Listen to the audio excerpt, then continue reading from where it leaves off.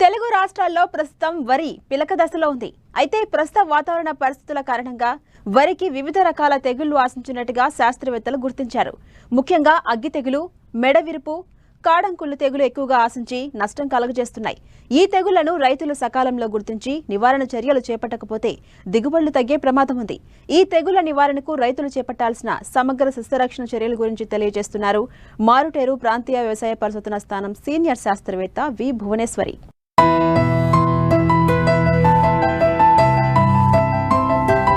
రబీ వరి నాట్లు పడ్డాయి. చాలా చోట్ల ఫిబ్రవరి మొదటి వారం వరకు కూడా రైతులు నాట్లు వేశారు. ప్రస్తుతం పిలక దశలో ఉంది. అయితే ప్రతికూల వాతావరణ పరిస్థితుల కారణంగా వివిధ రకాల తెగుళ్లు ఆశించడానికి అనుకూల పరిస్థితులు ఏర్పడ్డాయి. ఇప్పటికే చాలా చోట్ల అగ్గి తెగులు ఆశించినట్లు శాస్త్రవేత్తలు గుర్తించారు. ముఖ్యంగా ఆంధ్రప్రదేశ్ డెల్టా ప్రాంతాల్లో పండించే సన్న రకాల్లో మెడవిరుపు, కాండంకుళ్ళు, దుబ్బుకుళ్ళు సోకినట్లు గుర్తించారు. అంతేకాదు అధిక ఎరువులు వాడడం వల్ల కూడా అగ్గి తెగులు ఆశించింది. ఈ తెగుళ్ల వల్ల ఆకులపై నూలు కండే ఆకారపు మచ్చలు ఏర్పడతాయి. ఉధృతి ఎక్కువైతే మచ్చలు ఒకదానితో ఒకటి కలిసిపోయి పైరు కాలిపోయినట్లు కనిపిస్తుంది. కంకి దశలో వెన్నులో మెడ విరిగి తాలు గింజలు ఏర్పడతాయి. దీనివల్ల దిగుబడులకు తీవ్ర నష్టం వాటిల్లుతుంది. ఈ తెగులును ఏ విధంగా అరికట్టాలో రైతులకు తెలియచేస్తున్నారు పశ్చిమ గోదావరి జిల్లా మారుటేరు ప్రాంతీయ వ్యవసాయ పరిశోధనా స్థానం సీనియర్ శాస్త్రవేత్త వి భువనేశ్వరి. ప్రధానంగా మన డెల్టా ప్రాంతంలో అయితే ప్రస్తుతానికి అగ్గి తెగులు అనేది ఒక సమస్యగా ఉందండి. దాంతో పాటుగా చివరి దశలో కొంచెం కాండం దుబ్బుకుళ్ళు వచ్చే అవకాశాలు 11-21 దాంట్లో కొంతమంది చెప్పడం కూడా జరిగింది. ఈ రెండు కొంచెం సమస్యలుగా ఉన్నాయి.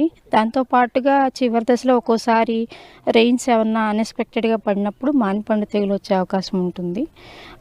అదే కాకుండా చివరి దశలో నెక్ బ్లాస్ట్ అంటే మెడవిరుపు తెగులు వస్తుంది. కాబట్టి వీటి గురించి కొంచెం జాగ్రత్తలు తీసుకున్నట్లయితే మనం అధిక దిగుబడులు పొందే అవకాశం ఉంటుంది. ప్రధానమైనటువంటి ప్రస్తుత సమస్య అయితే అగ్గి తెగులు అండి. ఈ అగ్గి తెగులు అనేది మనకి బాగా డెల్టా ప్రాంతంలో కూడా కనిపిస్తుంది. అక్కడక్కడ రబీ సీజన్లో వేసిన క్రాప్స్లో కూడా కనిపిస్తుంది. ఈ అగ్గి తెగులు అనేది ప్రధానంగా వరిని పైరిక్లేరియా వరైజే అనే శిలీంధ్రం వల్ల వస్తుందండి. ఈ పైరిక్లేరియా వరైజే అనేది మనకి పంట లేని సమయంలో మనకి కలుపు మొక్కల మీద ఉంటుంది. ఊదా, గరిక, గావేరు, ఉర్రంకి మొదలగు కలుపు జాతి మొక్కలపై ఉండి ఈ శిలీంధ్ర బీజాలు మనకి పంట మొదలవ్వగానే ఆకుల మీద పడి మనకి మచ్చలు వస్తాయండి. ఆ మచ్చలు కూడా చిన్న చిన్న మచ్చలు ఫస్ట్ వస్తాయి. తర్వాత ఆ మచ్చలన్నీ కలిసిపోయి మనకి ముదురు గోధుమ రంగుగా మారిపోతాయి. కానీ మధ్యలో భాగము బూడిద రంగులో ఉంటుంది. నూలుకండ ఆకారపు మచ్చలు ఏర్పడడం అనేది అగ్గి తెగులు యొక్క ప్రధాన లక్షణము. ఈ అగ్గి తెగులు ఏర్పడడం వల్ల మా ఆకులన్నీ కూడా కాలినట్లుగా అయిపోతాయి. నర్సరీలో అయితే చాలా ఎక్కువగా వస్తుంది. తర్వాత మనం ట్రాన్స్ప్లాంట్ ఊడ్చిన తర్వాత కూడా ఈ తెగులు లక్షణాలు మనం గమనించవచ్చు. అందుకని ఇట్లా కాలినట్లుగా అనిపిస్తుంది కాబట్టి దీన్ని అగ్గి తెగులు అంటారు. అదే మనకి ట్రాన్స్ప్లాంటింగ్ అంటే ఊడ్చిన తర్వాత చూసినట్లయితే పిలకలు తక్కువ పిలకలు కూడా వేస్తాయి. అదే ఎక్కడైతే స్వర్ణ కానీ బీపీటీ 5204 వంటి రకాలని మనము సాగులో ఉంచుతామో లేదా సీడ్ పర్పస్ కోసం వాడుకుంటున్నామో అలాంటి వాటిల్లో ఈ తెగులు ఈ లక్షణాలు కనిపిస్తూ ఉంటాయి. అలాగే కాకుండా మనకి కణజాలం వద్ద కూడా కుళ్ళుతుంది అంటే నోట్ బ్లాస్ట్ ఆ లక్షణం కూడా మనం చూడవచ్చు. అట్లాగే అసలైనటువంటి లక్షణం ఏంటంటే మెడవిరుపు తెగులు. ఈ మెడవిరుపు తెగులు అనేది మనకి వెన్ను మొదటి భాగంలో కణజాలం కుళ్ళిపోతుందండి. అది గోధుమ రంగుకి లేదా నలుపు రంగుకు మారి వెన్నులు అనేది అక్కడ విరిగిపోవడం జరిగిపోతుంది. కాబట్టి దాన్ని మెడవిరుపు తెగులు అంటారు. దీనివల్ల మనకి పోషక పదార్థాలు అందక కొన్ని తాలు గింజలు కూడా ఏర్పడే అవకాశం ఉంటుంది. ఈ ప్రధానంగా అగ్గి తెగులు అనేది మనకి అనుకూల పరిస్థితులు ఏంటంటే ఇప్పుడున్నటువంటి కండిషన్స్ అంటే తక్కువ రాత్రి ఉష్ణోగ్రతలు నమోదవ్వడము, అది కాకుండా మనకి 90% కంటే ఎక్కువ తేమ ఉండడం, మంచు పడడము ఇలాంటి ప్రధాన కారణాలు. అలాగే అధిక నత్రజని వాడిన పొలంలో కూడా మనం ఎక్కువ అగ్గి తెగులను గమనించడం జరుగుతుంది. దీనికై మనం స్పెసిఫిక్ నివారణ చర్యల గురించి చెప్పాలనుకుంటే మనం తట్టుకునే రకాలను సాగు చేసుకోవడం చాలా ఉత్తమమైన పద్ధతి.